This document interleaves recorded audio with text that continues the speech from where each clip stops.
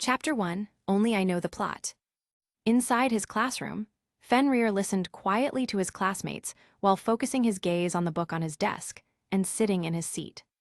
Hey, did you hear the news about Andrew D. from Class 2? He got a B-level evaluation in Detective Chinatown Dungeon yesterday. He earned 2,000 Samsara points. Are you serious? Of course it's real. The news spread across the entire school. You're literally the only person who didn't know about it. Wow, Andrew D. is incredible. No wonder he's called a genius here. A genius? That's nothing compared to what I'm about to tell you. Just days ago, Goddess Yuhan from Class 1 obtained a devil fruit. She found it in the One Piece dungeon. Now that's real talent. I even heard she's been specially recruited by the University of Supernatural Powers. Could you please not mention Miss Yuhan? It's really depressing. I don't envy her at all, honestly. Sure, the worlds in Samsara Tower offer amazing rewards. But they're also incredibly dangerous. One mistake and you're dead. Everything she has came at the cost of risking her life. I'd rather stay in the safe zones, at least we won't die there. Yeah, that makes sense when you put it that way. Sigh, if only I had 1,000,000,000 jade coins. 1,000,000,000? What would you even do with that much money? To purchase a super soldier serum, didn't you hear about it? Someone brought one back from the Marvel dungeon last month. They sold it off, and the government bought it immediately. The price was a sky-high 1,000,000,000 jade coins. They say it can increase physical fitness tenfold in a short time. I want one so badly. Imagine having that kind of power. As if, even with 10 billion, you wouldn't find one now. Stuff like that is practically priceless these days. The lively chatter buzzing throughout the classroom left Fenrir completely bewildered. What the hell are these people talking about? Marvel, Detective Chinatown, aren't those movies I've already watched? And then something caught his attention. Fenrir glanced around the room, taking in his surroundings carefully. The classroom was spacious, with a blackboard positioned at the front. A bold red banner hung above it, displaying an intimidating message. There are only 17 days left until the college entrance examination. Students in matching uniforms surrounded him on all sides. He looked down at himself and noticed he was wearing the same uniform. Wait a minute, didn't I already graduate from university? Why am I back in high school, right before the college entrance exam? Did I transmigrate? He muttered the words under his breath, barely audible. It was the only explanation that made any logical sense. Just as that thought crossed his mind, something changed. A sharp pain suddenly pierced through his skull without warning. It felt as though something was forcibly drilling into his brain. Fenrir groaned loudly, clutching his head in agony. He collapsed onto the desk, unable to remain upright. Memories, foreign yet strangely familiar, flooded into his mind. A long time passed before the pain finally began to fade away. Fenrir sat up slowly, breathing hard and trying to recover. So I really did transmigrate. From the memories, he learned this was indeed a parallel world. Civilization here was almost identical to his original Earth. However, there was one major difference that changed everything. This world had something called Samsara Space, a virtual second world where anyone between ages 16 and 35 could participate. In Samsara Space, people could enter various dungeon worlds. They could complete missions, earn Samsara points, and grow stronger. What's more, any ability gained in Samsara Space could be brought back. Those abilities could actually be used in reality. And those dungeon worlds, they weren't simulations at all. They were completely real. To Fenrir's shock, the worlds were based on familiar content. Movies, anime, and games he'd known in his previous life. Marvel, One Piece, League of Legends, and so many more. No one knew who created Samsara Space or why it existed. The most widely accepted theory, the gods themselves created it. In this world, none of those works existed as entertainment. Everyone sees the dungeon worlds as complete mysteries. And me. Fenrir's eyes gleamed with sudden realization and excitement. I'm the only one who knows the plot. Knowing the storylines meant having foresight, a massive advantage. Foresight meant he could always make the right choices. Dungeons that were nightmares for others would be like playgrounds. With this advantage, I can dominate Samsara space. Ding, ding, ding. The afternoon bell rang, snapping Fenric out of his thoughts. The last class ended, and students began packing up their belongings. Fenric didn't hear a single word of the lecture today. His mind was entirely focused on the future ahead. With my knowledge, I'm unique in this entire world. I can clear dungeons others can't possibly survive. I'll become stronger than anyone else. As soon as the final bell rang, Fenric bolted out. He left the classroom and headed straight home without delay. Outside the campus, recruitment posters plastered the walls everywhere. Ford Security Company, hiring bodyguards for immediate positions. Monthly salary, 50,000 jade coins. Requirement, minimum E-rank strength, abilities preferred. Sandy Fighting Club, hiring combat coaches with experience. Monthly salary, 100,000 jade coins. Requirement, minimum D-rank strength. Must be proficient in at least one martial art. Mango Group, hiring private bodyguards for high-profile clients. Ability users prioritized, salary negotiable based on skills. Even the government had put up posters everywhere. They were recruiting ability users and offering benefits based on strength. Samsara space wasn't just entertainment, it had become something more. It had become a cornerstone of modern society. Fenric looked at the posters and smiled faintly. Soon, I'll be the one everyone's fighting to recruit. As for the original owner's poor grades, that didn't matter anymore. When he arrived home, the house was completely empty. This body belonged to a boy from a single-parent family. His father, a factory worker, often worked night shifts. He might not come home tonight either. Fenric cooked a simple bowl of noodles and ate quietly. He waited patiently for midnight to arrive. The global opening time for Samsara space was synchronized worldwide. In Jadeville Nation, the country where this body was born. It would open at exactly midnight, right on time. Other regions would adjust for their respective time zones. Entering Samsara space was simple, almost too simple. The moment it opened, every eligible person would notice something. Anyone ages 16 to 35 would find a full moon tattoo. It would appear on their arm without warning. Press and hold it for 5 seconds, and you'd be transported inside. Fast, convenient, brutal. Chapter 2, The First Dungeon World. When midnight struck, Fenric immediately noticed something on his arm. The full moon tattoo began glowing with a faint red light. Samsara space had opened at last. Without any hesitation, Fenric pressed the tattoo firmly. 5 seconds later, something incredible happened. A flash of crimson light engulfed him completely. He vanished from his room in an instant. When Fenric regained his vision, he found himself somewhere else entirely. He was standing on a massive square platform now. It was so vast that the horizon seemed endless. All around him, red lights flickered as more people materialized. The space was rapidly filling with a crowd of newcomers. A holographic projection suddenly appeared before his eyes. It was displaying his current status information. Name, Shura. Samsara number, C-Zone 90,086. Physique, 12. Spirit, 14. Strength, 9. Agility, 11.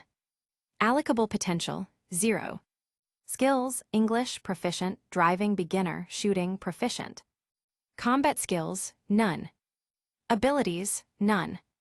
Samsara points, 122. Comprehensive evaluation, below standard. Fenric stared at the panel in complete silence. Shura, that's certainly not my real name. That alias and the masked assassin avatar he currently wore was something different. It was something the body's former owner had created himself. The reason was obvious, to hide his real identity from others. It was common practice in this world. In Samsara space, most people disguised themselves for safety. After all, Samsara players often competed against each other. Sometimes you might enter the same dungeon, even on opposing sides. Offending others was inevitable, so a hidden identity provided protection. Fenric had no complaints about that decision at all. What annoyed him was something else entirely different. This guy, aside from the cool name he made, his stats are a complete waste. Despite having been in Samsara space for so long, his predecessor's stats were pathetic.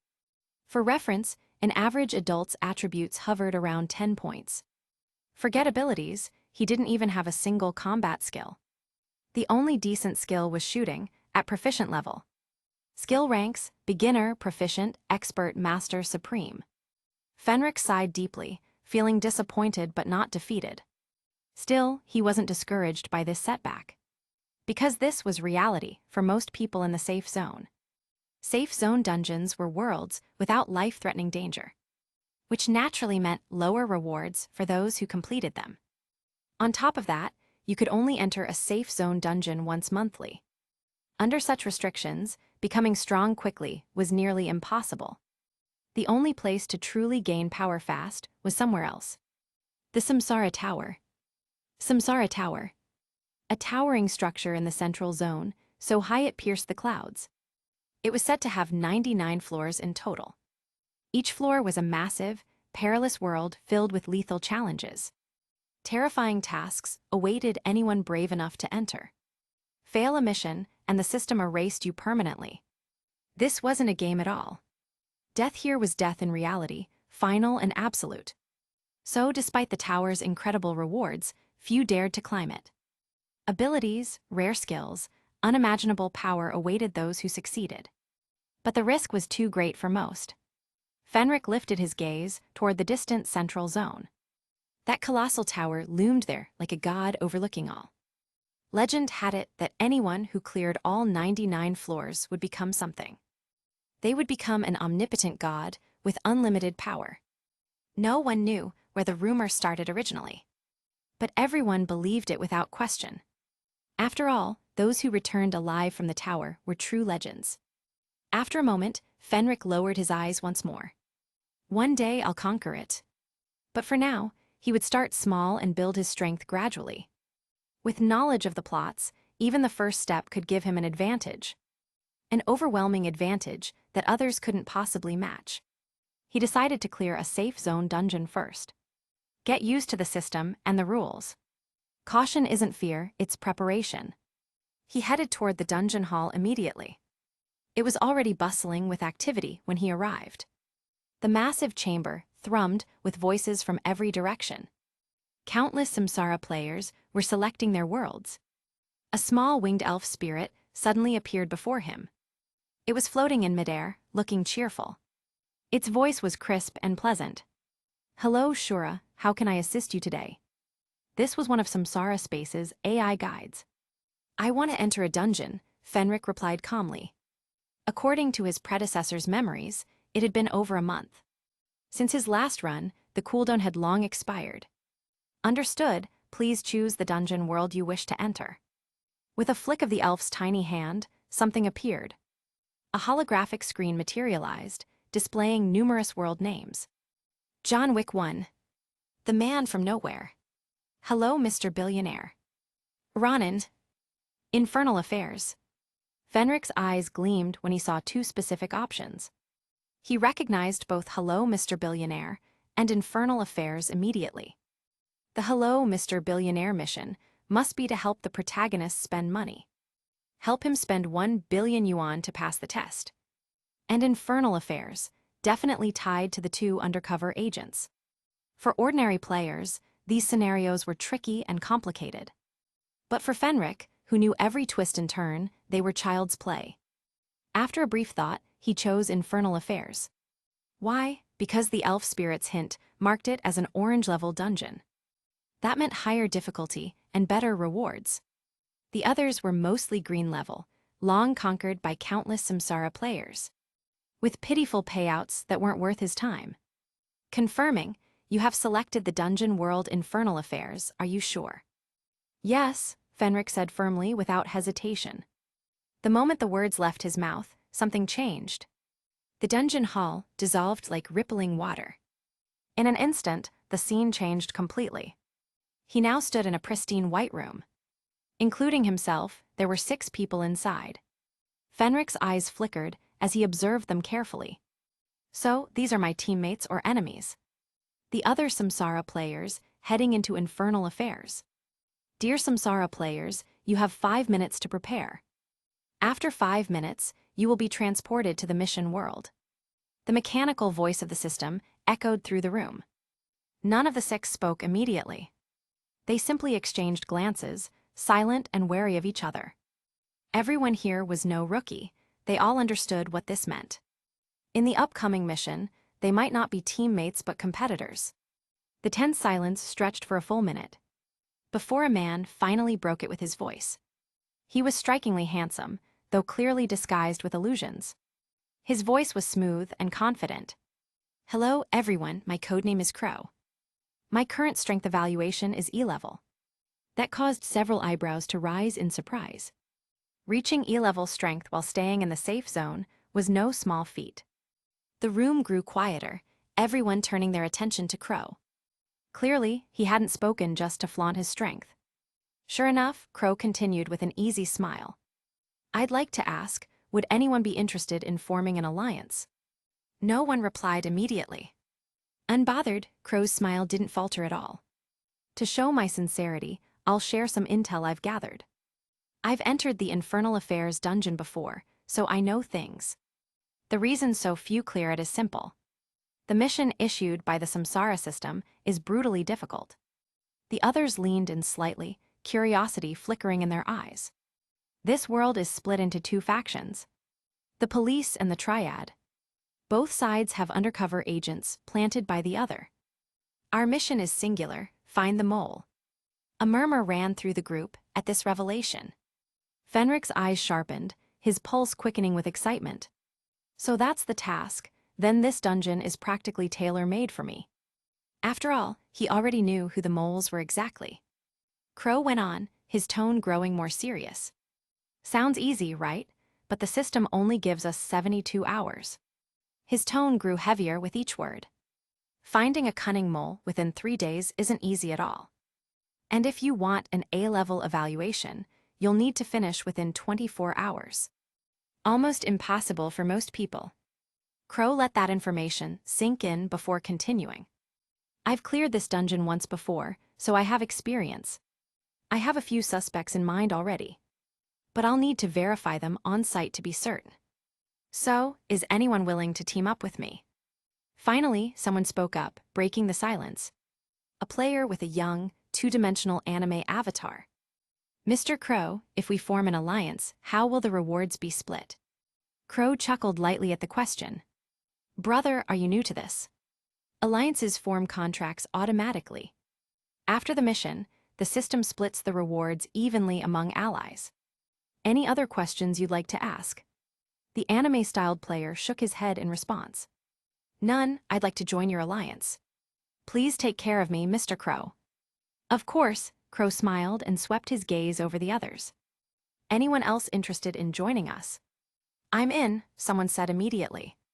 Count me too, another voice added. Same here, a third person agreed. In moments, 3 more joined Crow's group, making them a group of 4 people total. That left only Fenric and a masked girl. She hadn't spoken a single word yet. Crow turned to them with a polite smile. You too, won't you reconsider your decision? Fenric simply shook his head in refusal. The masked girl's voice was cold and detached. Not interested. Crow didn't press the matter further. Suit yourselves then. He gathered his 3 new allies and lowered his voice. After we enter the dungeon, all of you choose the triad faction. The 3 nodded in unison, understanding the plan. 5 minutes passed in tense silence. The system's voice rang out once more. Teleportation sequence initiated. Countdown 10, 9, 8, 3, 2, 1. The white room vanished in an instant. A brilliant red light engulfed Fenric and the others completely, pulling them toward the unknown mission world. Chapter 3, Catch the Mole, I'm good at that. The transmission lasted less than a single breath. A sharp blast of sound hit Fenric's ears suddenly. Car horns blared from every direction. Then came the scent of exhaust and humid air. His vision cleared gradually. He stood in the middle of a bustling modern city. Crowded streets, honking traffic, pedestrians weaving through crosswalks everywhere. Glass towers stretched overhead, reaching toward the sky. Hong Kong, early 21st century, perfect. Right on script, just as he expected. Ding! A system prompt chimed in his ear clearly. Samsara Player Shura, please choose your faction within 30 seconds. Faction 1, Police. Faction 2, Triad Underworld Society. Camp selection right at spawn, a smart way for Samsara space to slot players. Slot Samsara players into roles quickly and efficiently. But to anyone who didn't know the plot, it was a trap. Pick blind and pray for the best. Fenric didn't hesitate at all. Faction 1, Police. Safety first, that was always the best approach. Compared with the chaos of the Triad world, being on the police side meant structure. It meant support and fewer chances of getting into dangerous situations. Also, Crow had already told his allies to pick the Triad camp. Distance was good, Fenric didn't trust him at all. Ding! Selection confirmed, establishing local identity now. Name, John Smith. Cover role, Detective Grade II, Intelligence Section. Age, 22. Reminder, memorize your identity, it will help you integrate into this world. Warning, do not disclose information about Samsara space to native inhabitants. Under any circumstance whatsoever. Message after message scrolled through his mind rapidly. Catching his reflection in a nearby shop window, Fenric saw something different. Even his face had shifted, older, sharper lines now. A touch of mature fatigue at the eyes. A young cop, not a student anymore. He checked his pockets quickly, finding a few items. An old model button phone with black and white screen. A police ID and spare cash. He flipped open the phone, scrolled through the contacts carefully. All police numbers listed there. Then his thumb stopped on one particular name. Andy Lau, supervisor. Fenric's lips lifted slightly into a knowing smile. Well now. Infernal Affairs was a classic double undercover story he knew well. Police plant a mole inside the Triad organization. Triad boss plants a mole inside the police force. Both sides hunt the infiltrator on the other side relentlessly, without exposing their own mole in the process. In the movie timeline, Inspector Andy Lau holds a key post. A key post in intelligence, a very important position. In this dungeon, he's Fenric's direct superior. And Andy Lau is the Triad mole inside the police. Interesting, Fenric murmured quietly to himself. Ding! The system chimed again, with new information. Main mission, identify the mole hidden within the police force, 01. Time limit, 72 hours. Scoring note, the faster you complete the mission, the higher your evaluation. All Samsara players will be forcibly extracted at timeout. No surprises there, Crow had already previewed this during prep. Still, confirmation locked it in for certain. Good. Fenric already knew what to do next. Jingle, jingle. The old phone rang suddenly. Caller, Big D. Fenric answered in character immediately. Hello. John, get back to HQ, urgent case. The voice crackled with excitement and urgency. On my way, Fenric replied. He snapped the phone shut and headed straight for the station. His badge got him through the lobby security without any trouble. He followed signage up to the intelligence section on the second floor. He pushed open the office door carefully. Controlled chaos greeted him immediately. Officers packing gear, reports grabbed, radios checked. Everyone was on the move, busy with preparations. John, why so slow, grabbed those files. A middle-aged female officer waved him over. Right away, Fenric said, stepping inside quickly. While moving boxes, he swept the room with a quick glance. A practiced glance, taking in every detail. No sign of Inspector Andy Lau anywhere. But someone else was here instead. Luck callsign Big D, Detective Grade I. Listed in memories as one of Andy Lau's trusted men. Except Fenric knew better, he knew the truth. Luck was actually a deep cover plant sent by Triad boss Eric Tsang. Placed to watch even Andy Lau closely. Paranoid old Eric never trusted anyone completely. So he seeded multiple moles inside the police years in advance. And at the end of the original plot, it was Luck who did something terrible. He was the one who eliminated the police undercover Anthony Wong Chaosang. Yeah, definitely someone to watch carefully. Fenric carried the files over to the officer.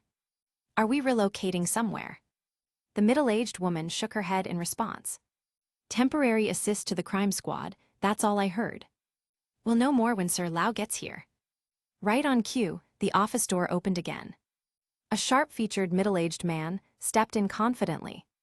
His presence commanding, even before he spoke a word. Inspector Andy Lau had arrived at last.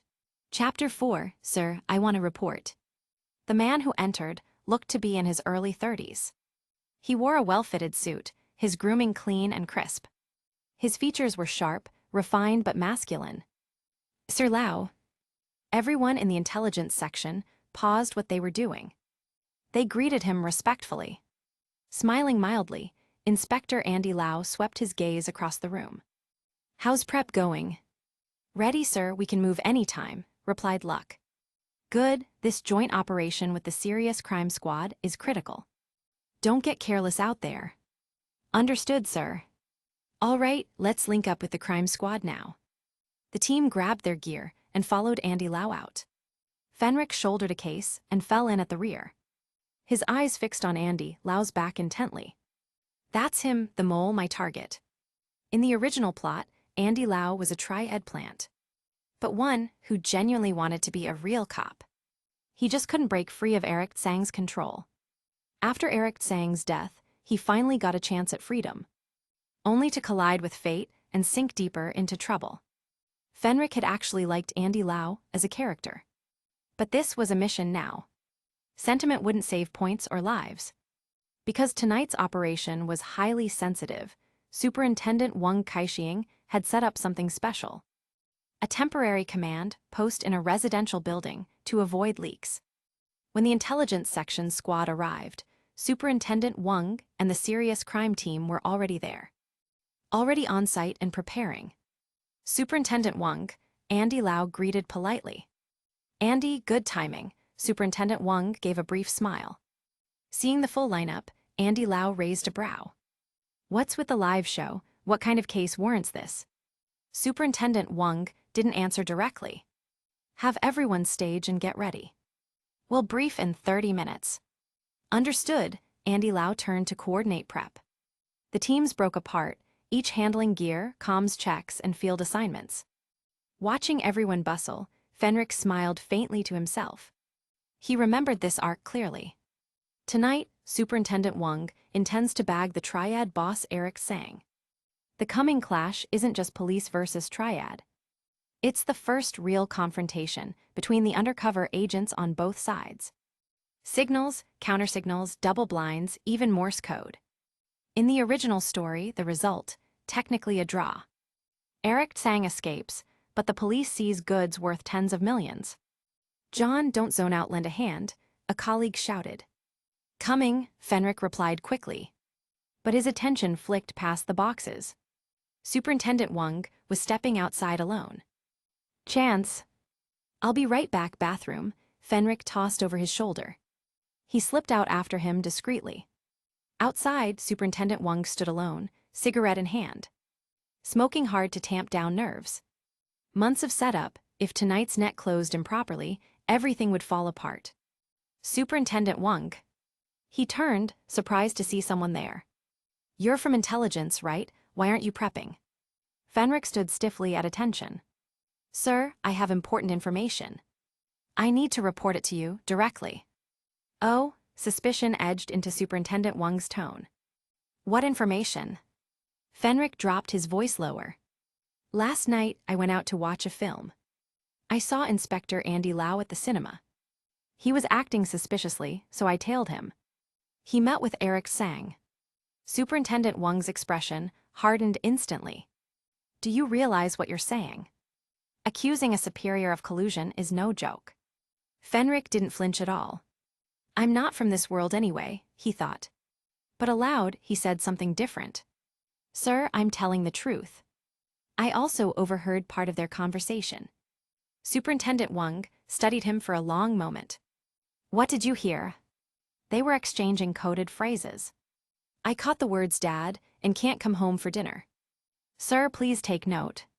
If Inspector Andy Lau suddenly uses those phrases during operation, that's a signal. It means he's warning someone. Superintendent Wang's cigarette burned low. What else? Fenric pretended to think, then added more information. Eric Tsang said he's moving a major shipment tonight. A Taeku contact is coming into Hong Kong City. Transaction location, Long Bath Beach. Of course, the part about Fenric personally witnessing Andy Lau meeting Eric Tsang was a lie. But the code phrases and transaction location were real. Straight from the movie's plotline. He hadn't remembered all the details at first. But ever since transmigrating, Fenric's memory had sharpened dramatically. With a little focus, the scenes of infernal affairs resurfaced crystal clear. Although he didn't know how, he intended to weaponize that knowledge. Chapter 5, Knowing the Plot Feels Amazing. Hearing the transaction location, Superintendent Wang froze for half a second. Then turned sharply toward Fenric, eyes narrowing with suspicion. Tonight's operation was top secret, highly classified information. The fact that Eric Tsang would trade with the Taeku Triad wasn't public knowledge. Only Superintendent Wang and the undercover officer knew it. Yet this young detective had not only guessed it correctly, but even named the exact location precisely. Long Bath Beach. How could he know that? This wasn't something to take lightly at all. Long Bath Beach, are you sure? Superintendent Wang's voice sank an octave, carrying weight and authority. This detail was the core problem of the entire operation. They knew Eric Tsang had a major shipment coming in tonight. They knew a Taeku contact was involved in the deal. But the biggest obstacle was simple. No one knew where the exchange would happen. Without the goods, even arresting Eric Tsang meant nothing in court. And now, Fenric had dropped the missing puzzle piece. Fenric met Superintendent Wang's gaze without hesitation. Yes, sir, that's what I heard. For a long beat, Superintendent Wang said nothing at all. Then slowly, he asked another question. What's your name, officer? John Smith, second-level detective, Intelligence Division. John, then you don't mind? Not at all, sir. Superintendent Wang's expression hardened considerably. If what you're saying checks out, you'll have made a major contribution tonight. But if you're lying, if this is a baseless smear against your superior, no one will be able to protect you, understand? Crystal clear, sir, Fenric replied firmly. No tremor in his voice, no hint of fear whatsoever. Why would I be afraid? Worst case, I'm out in 3 days when the mission ends. What can they do? Lock me up in a world I don't belong to? Seeing that unflinching look, Superintendent Wang found himself believing the story. And one more thing, Fenric added, voice dropping a notch lower. After Inspector Andy Lau left last night, I overheard Eric Tsang making a call. He told Luck to keep an eye on Andy Lau. Sir, Luck is a level 1 agent under Andy Lau. They're close, too close for comfort. My guess, Luck's also a ghost working for the Triad. Superintendent Wang's pupils contracted sharply. His jaw tightened with tension. 2 moles, one watching the other. Originally, he'd only half believed Fenric about Andy Lau. But now he was 80% convinced of the truth. Because he knew Eric Tsang well. That old fox trusted no one, not even his own people. Planting a second mole to monitor the first, that was exactly Eric Tsang's style. Superintendent Wang crushed out his cigarette and clapped Fenric on the shoulder. When you go back, act normal, like this never happened. He didn't wait for a reply, just turned and strode back inside. Fenric watched him leave, a faint smile tugging at his lips. Honestly, this was risky as hell. No evidence, just words. In the police force, that's as good as slander. The safe move would have been to shadow Andy Lau and catch him in the act. But slow and steady means a lower evaluation. I'm here for max score.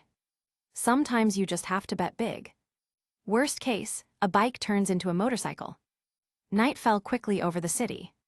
The temporary command post buzzed with tension. Officers packed the cramped room, radios crackling, weapons checked thoroughly. At the front, Superintendent Wang stood tall, briefing the assembled teams. Tonight's target is a major syndicate operation. According to our informant, at 1900 hours, they'll make contact with a Teiku supplier. The payment site is confirmed, third floor of the building opposite. As for the delivery site, Superintendent Wang paused, his gaze flicking, just briefly, to Fenric before continuing. Still unconfirmed at this time. He moved on briskly to the next point. Mission assignments. Intelligence Division, you'll track targets, maintain comms, and relay intel. Serious Crime Squad, you hold until the delivery location is locked. Then move in for the bust. He gestured, and an officer slapped photos onto the board. Grainy surveillance, shots of tonight's key players. Eric Sang, Anthony Wang Kyung, Triad boss right-hand man. We've had eyes on these criminals for months. Tonight we take them down. Understood, Superintendent Wang barked loudly. Yes, sir, the chorus was loud and sharp. Good move out. The room exploded into motion immediately. Radios clipped on, weapons checked, plainclothes jackets shrugged into place. Fenric sat at a terminal, fingers dancing across keys. A convincing show of system checks. While his real attention locked on two men, Superintendent Wang and Andy Lau. He knew this scene by heart already. Andy Lau, the mole, would need to warn Eric Sang. And sure enough, after peeling off his suit jacket, Andy Lau palmed his phone. He strolled casually toward the balcony, murmuring into it. Like he'd gotten a family call. A faint curve touched Fenric's lips knowingly. There it is. He wasn't the only one watching closely. Superintendent Wang's eyes tracked Andy Lau as well. And after a beat, he followed him outside. The cool night breeze stirred Superintendent Wang's hair as he stepped out. Expression calm, gaze steady and observant. Andy Lau's back was to him, phone at his ear. His voice was relaxed and casual. Hey Dad, it's me. I've got something tonight, won't be home for dinner. Yeah, don't wait up, I'll be careful. He hung up, then turned, feigning mild embarrassment. Sorry, Superintendent Wang.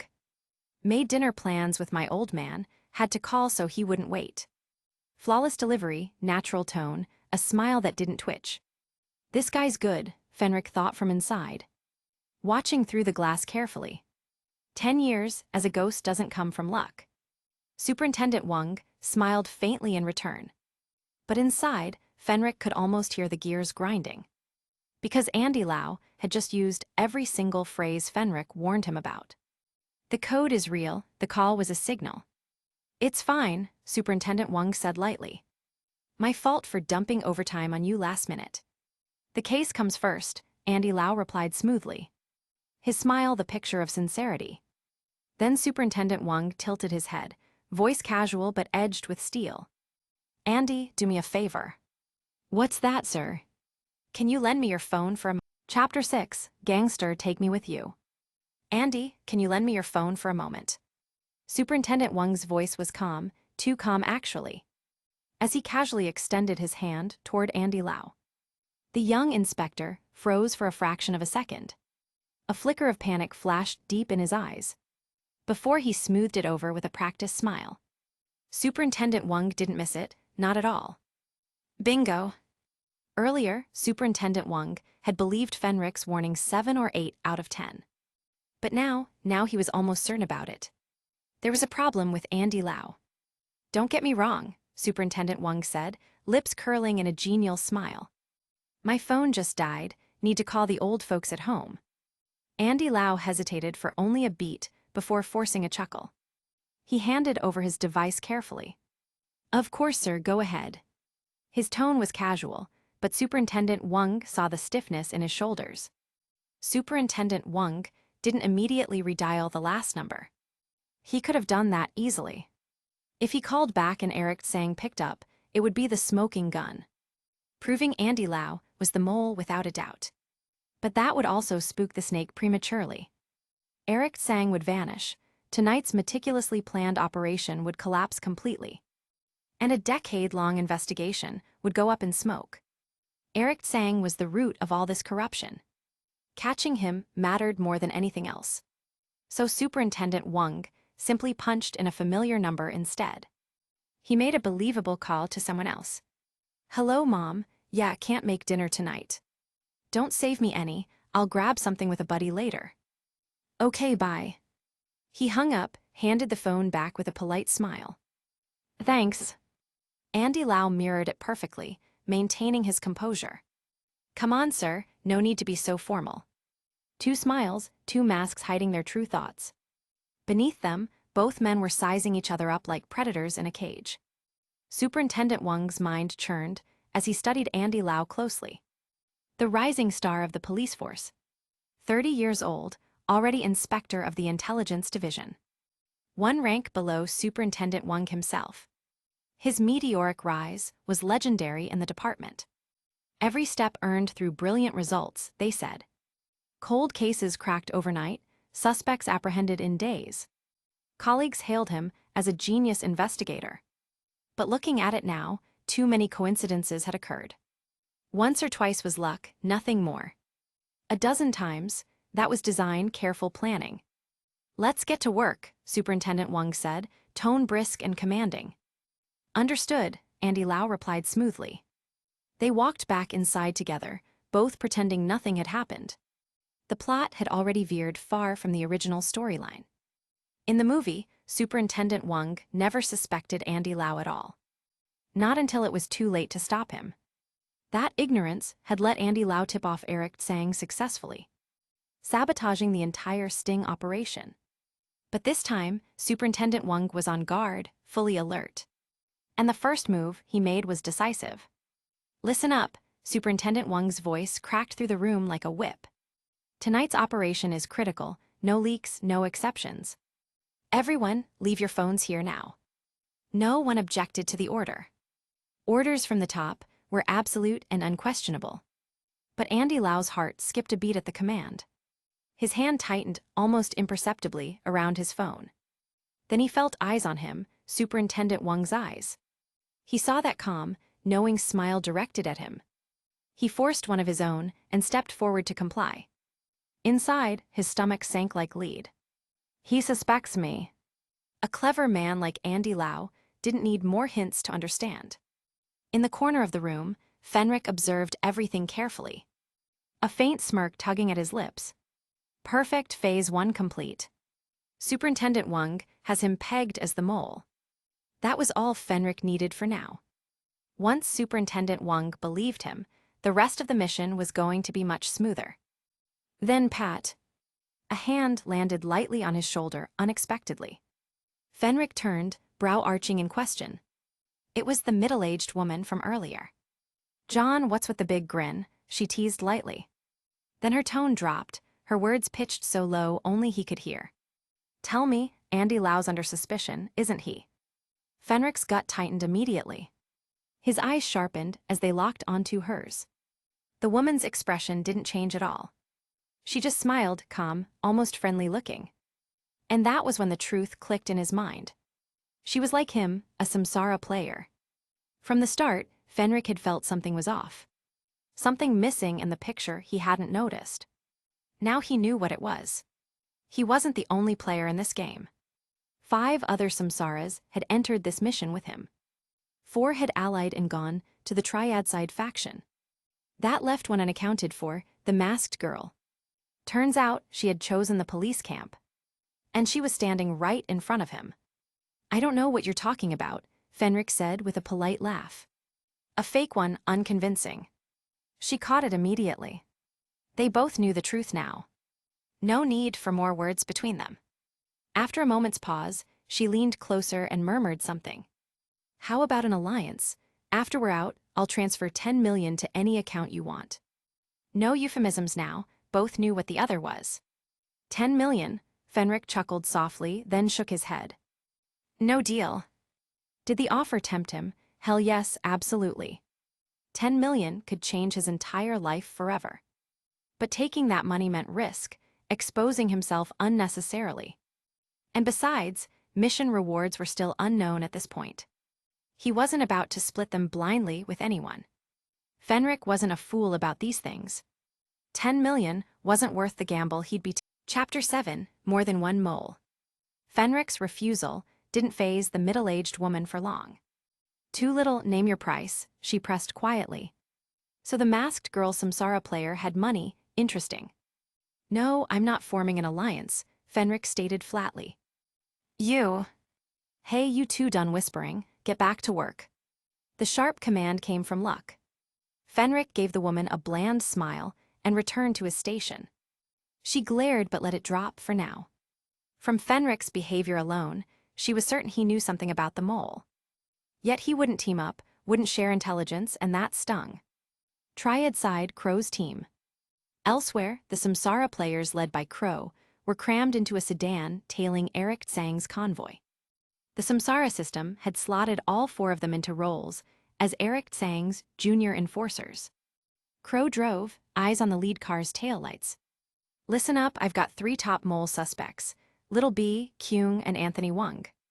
He pointed out assignments. You two track Little B and Kyung, I'll stick with Anthony Wang. Anything weird, don't jump, signal me first, people die for real here. That sobered them, all 3 nodded. Eric Tsang's car rolled to a stop outside a downtown building. Plainclothes officers, already embedded nearby, spoke into hidden mics. Sparrow has landed. Inside the temporary command office, monitors lit up, adrenaline spiked. Pull entrance feeds now, ordered Superintendent Wang. Video popped on screen. A short, thick-set middle-aged man swaggered through the doors. Ugly, sure laughable, no one here dared. This was Eric Tsang, the most dangerous drug boss in Hong Kong, violent, careful, powerful.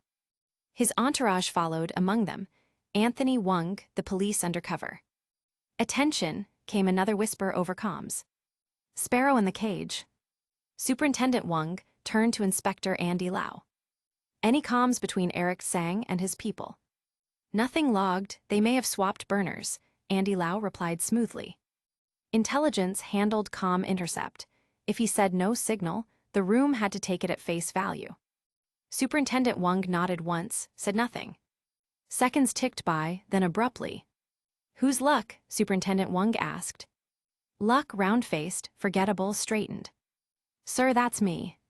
Superintendent Wang glanced from Luck to Andy Lau. No one's eaten, Andy. Take your man, go downstairs, pick up pork chop boxes for everyone. The room blinked as one. Send the division inspector on a food run, with a major sting underway, unthinkable. Unless Superintendent Wang wanted both Andy Lau and Luck out of the operations room, now. Fenric's mouth twitched. Superintendent Wang is sweeping the moles off the board. Others began to catch on, whispered looks.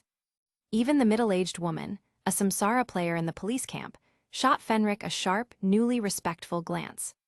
More than one mole, her eyes seemed to say. Luck frowned. Sir, for a food run you can just send. Superintendent Wang cut him off with a lazy wave. My operation, my call, file a complaint with HQ later, move. Sir, I... Come on, B, Andy Lau interrupted lightly. Let's go. That B nickname, Big B, stung. Luck's expression soured, but he fell in line. You have enough cash, Superintendent Wang asked Andy Lau. Plenty, Andy Lau said with a smile. Good, bring receipts. They were almost out the door when Superintendent Wang pointed. John, help them, too many boxes for 2. Fenric paused, caught Superintendent Wang's look, and understood instantly. Escort duty. Watch them, stop any calls, block payphones, report. Understood, sir. He stepped away from his console. But before they left, the middle-aged woman abruptly stood. I'll help too. Fenric's brows pulled together, troublesome. Superintendent Wang studied her a beat, then nodded. Fine, all 4 of you go. And just like that, a simple errand squad formed. Inspector Andy Lau, Luck, Fenric, and the suspicious middle-aged female officer. Who, Fenric now knew, was a fellow Samsara. As they moved out, the atmosphere in the ops room shifted. Those paying attention had seen enough to draw conclusions. Superintendent Wang did not trust Inspector Andy Lau. Luck was under equal suspicion. And John, quiet, unremarkable John, was suddenly being inserted into key moves. The middle-aged woman Samsara Player's expression tightened. How does he know all this? She wondered, watching Fenric. And if he's right about 2 moles, what else does he know? Chapter 8, Your Taste, Your Fine Taste. The moment Andy Lau left, Superintendent Wang issued new instructions in a crisp, commanding tone. Serious crime team, dispatch immediately. Set up an ambush at Long Bath Beach. When the Teiku supplier delivers the goods, move in and arrest them on the spot. Gasps rippled through the room. What? Just minutes ago, Superintendent Wang had claimed they didn't know the delivery location. Why order an ambush now?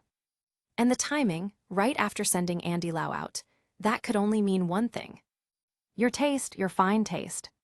Superintendent Wang's voice cut through their stunned silence. What are you staring at? Move. Yes, sir. The team scrambled into motion. Downstairs. As they walked, the middle-aged woman sidled up to Fenric, unwilling to let go. Her voice was low, urgent. Hey, how much for you to agree to an alliance? Fenric didn't even glance at her. It's not about money, I'm just not interested in teaming up. Her face darkened. Then she switched tactics. Fine, then tell me this. How did you know Andy Lau was a mole? Fenric gave her a look that screamed, Are you an idiot? Do you really think I'd tell you? I know you won't spill for free, she lowered her voice further. But I can pay for intel, all of it, whatever you know. As long as you agree, I'll guarantee the mission won't go south. You clear this dungeon once, you can't come back in. Keeping all that information is just wasting it, sell it to me. A copy you can't re-enter after clearing it. That was news to Fenric, a hidden rule of Samsara space. If that was true, then hoarding knowledge had no long-term value. Selling a walkthrough, not impossible. He thought for a moment, then said flatly. Fine, 10 million, non-negotiable, cash only, no transfers. Wire transfers left trails, even Fenric wasn't cocky enough to risk exposure. Cash was safer. The woman scowled.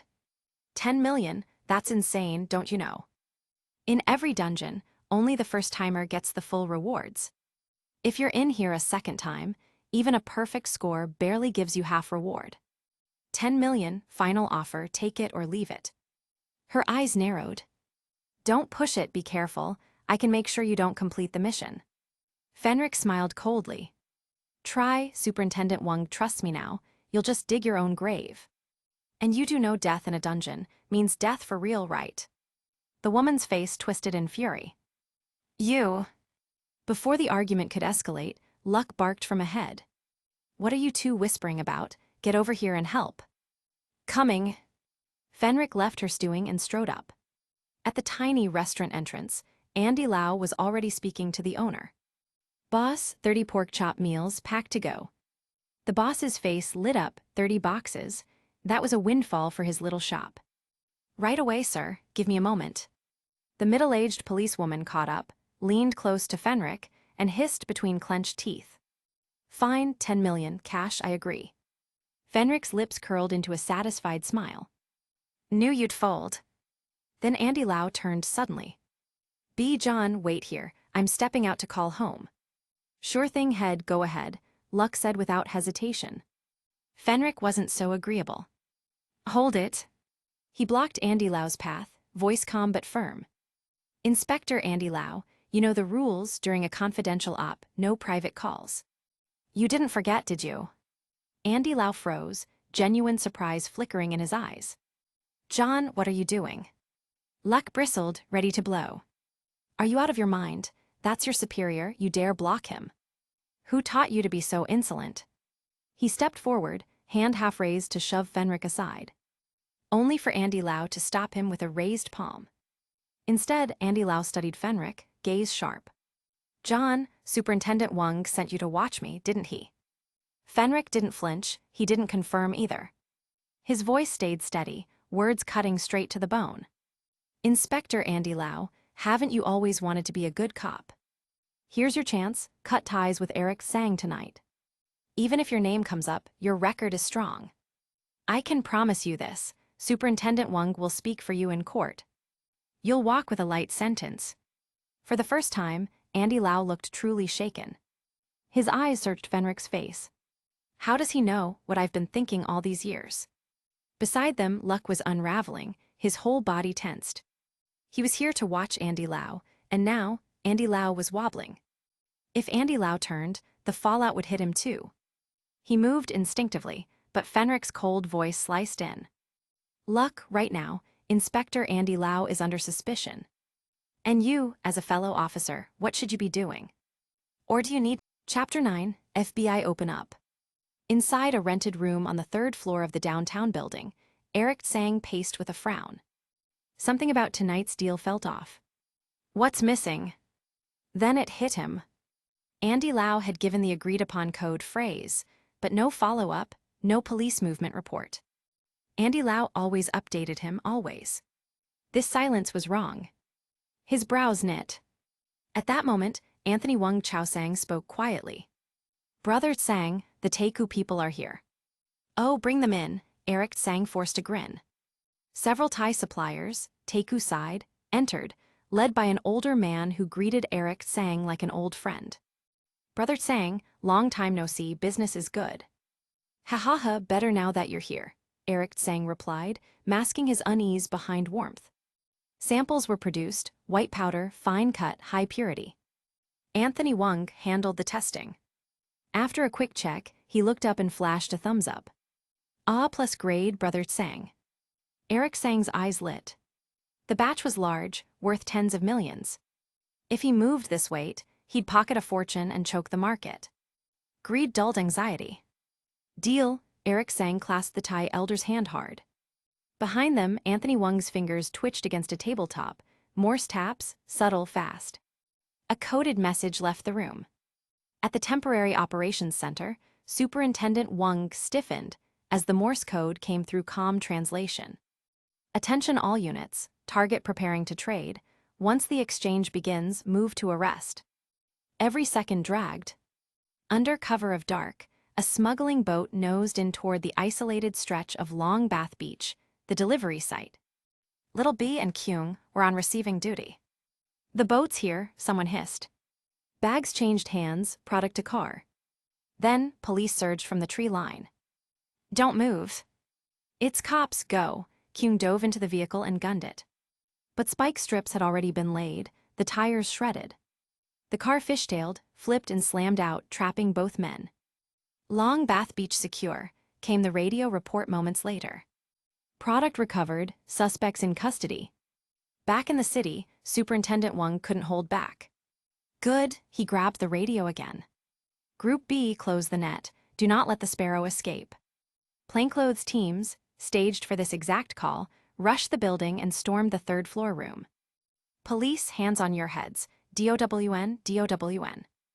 Chaos exploded. Among those forced to the floor was Crow, the Samsara Player embedded as one of Eric Tsang's men. His mind raced. What the hell is happening? This isn't how it went last time. In the original run of this dungeon, the sting ended in a draw. Eric Tsang slipped, goods partially seized, no major arrests.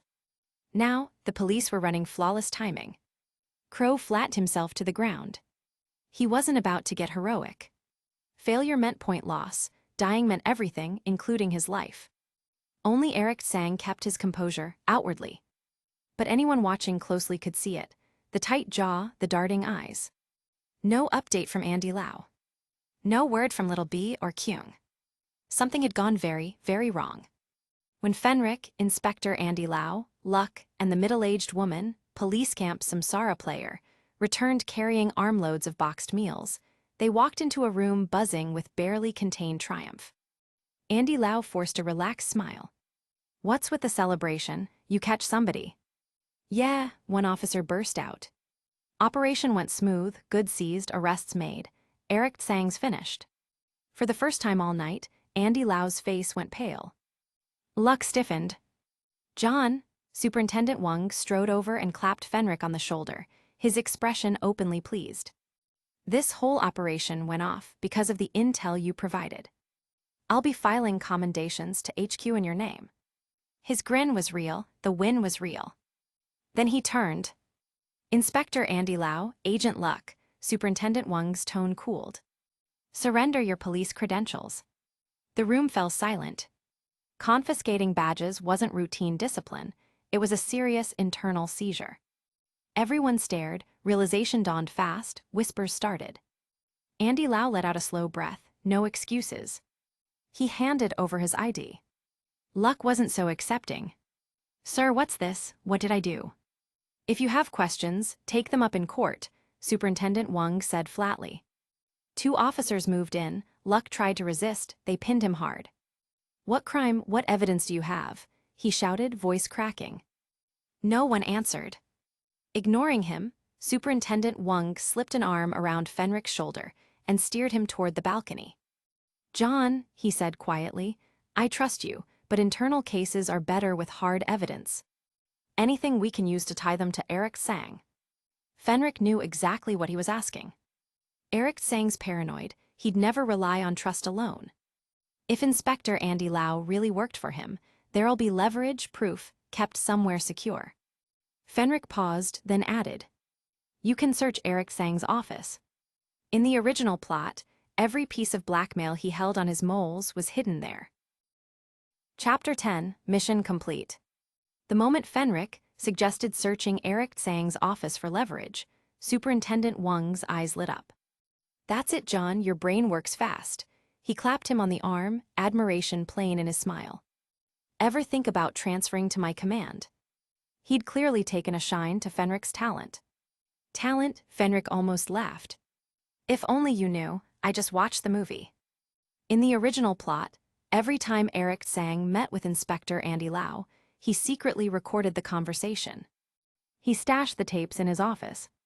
Fenrich remembered that detail, so the brilliant deduction was pure meta-knowledge. Still, he kept a straight face. "Superintendent Wang, can you give me 2 days to think about it?" 2 days from now, he'd be gone from this world. "No problem," Superintendent Wang said, chuckling. From there, everything snowballed. With the substances seized and Eric Tsang in custody, denial was pointless. He and his men were hauled into the station. Superintendent Wang's follow-up raid on Eric Tsang's office hit pay dirt, multiple tapes. Hidden recordings of conversations with his police moles, ironclad evidence. Not only did the tapes nail Andy Lau and Luck, they exposed additional insiders scattered across other divisions. One sweep, multiple burns. The operation was a clean hit, near perfect. And at the center of it, Fenrich. Ding! A familiar chime rang in Fenrich's head. Samsara Player Shura, mission complete. Every Samsara inside Infernal Affairs heard it. Fenrich felt his chest lift. The others, their faces went dark. In Samsara missions, competition matters. Once one player clears the main objective, everyone else's mission ranking tanks unless they've met alternate conditions. Fenrich's early clear meant the rest had effectively lost. A second notification followed, louder, broader, echoing through all of Samsara space. "Congratulations! Samsara Player Shura has performed exceptionally in the dungeon world Infernal Affairs. Completion time, 7 hours 6 minutes. Inner ghosts captured, 7 total. Mission greatly overfulfilled. Evaluation, SSS Supergod." The broadcast rattled the central square of Samsara space. Samsara players froze mid-step. SSS. Supergod. What? Who's Shura? Monster level. A SSS, I've never even gotten an A. I ran Infernal Affairs once, 3 days, no clue. How did Shura clear in 7 hours? 7 hours, 7 moles, are you kidding me? Shura boss, sell strategy please, name your price. The plaza was in chaos, one name on everybody's lips, Shura. Fenrich, still in world of Infernal Affairs, had no idea his alias had gone galaxy-wide. He was surprised by the SSS, but the more he thought about it, the more it made sense. Why the SSS? Speed, 72-hour limit, he cleared in just 7H06M, under 1/10 the time. Beyond objective, mission required identifying one mole in the police. Superintendent Wang's sweep, prompted by Fenrich, exposed 7 across factions. Outcome influence.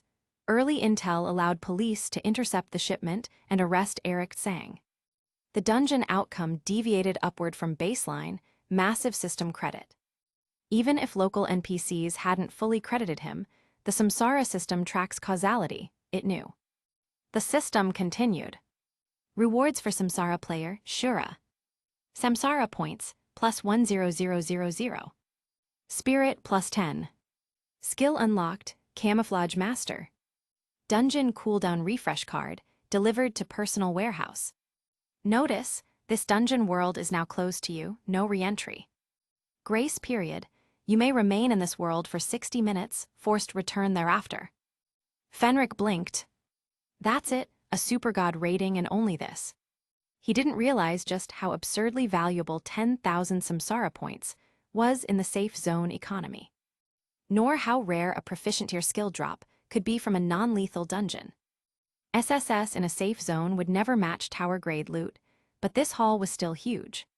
Hey, the middle-aged woman Samsara Player appeared at his side, eyes blazing red with a toxic blend of envy and admiration. Is the reward a lot for SSS? Be honest. Fenric shrugged, deadpan. Safe zone supergod, what do you think? It's not a tower reward. HMPH, she didn't believe him for a second. Then she said, mission's done, let's exit, don't forget, you still owe me a deal. Back when she'd negotiated, 10 million had felt steep. Now that she'd watched him land the first SSS in Samsara history, 10 million looked like a discount. Which was exactly when Fenric smiled and said, about that deal, I'm thinking 10 million might be a little low.